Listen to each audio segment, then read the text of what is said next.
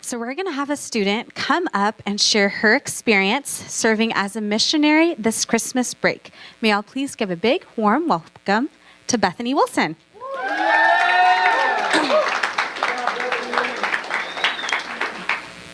Bethany, can you share with us what you did over Christmas break and what your experience was like applying and preparing for your trip? Sure. I went to Grand Guave, Haiti, where me and a team of students from other BSMs went and helped provide basic medical assistance for the villagers there through the local churches. And I first heard about this trip about a year ago, and I really felt it on my heart, like I was supposed to go, but that it wasn't the right timing quite yet.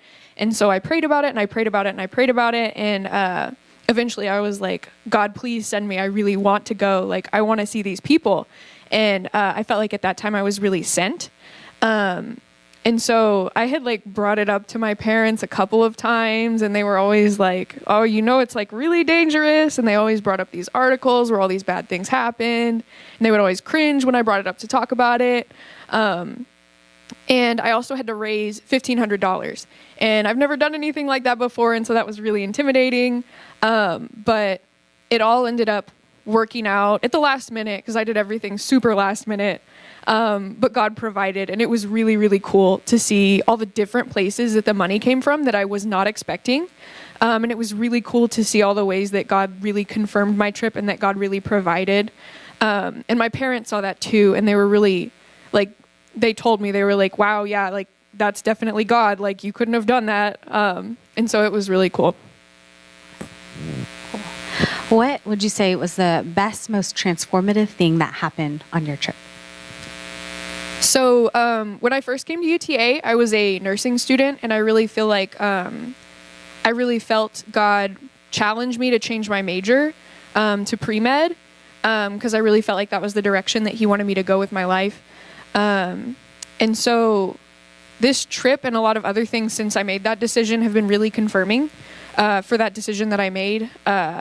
And so on this trip, and I'll give you the abridged, less technical version of this story, but in Haiti, this mom brought her little boy in, and he had a medical emergency, and there was this nurse there that was like, he was an older guy, and he'd been a nurse for a while, and I'm like, he's probably done this like a million times, but the gloves were too small, and so he had me help with his direction. And so that was a really cool experience that I got to see a lot of the ways that I feel like God really built me for this kind of thing, for medicine and for missions. And it's been really confirming in a lot of ways. And I really think this is something that I'm supposed to give my life to. What is one word of encouragement that you'd like to share with everyone here? So the whole time before the trip, during the trip, and after the trip, I really felt like Peter when Jesus called him out onto the water, because I feel like you don't get to experience those things if you don't take that first step. If you don't take the initiative, like, you're not going to be able to feel God like holding you up, because Jesus didn't ask Peter first. Peter came out and was like, God, tell me to go walk out on the water with you. And so I think God likes that. He wants that heart change in us. And I can attest to the fact that, it's going to feel like you're flailing and sinking, but Jesus won't let you sink. Awesome. Thanks. Can we say thanks to Beth?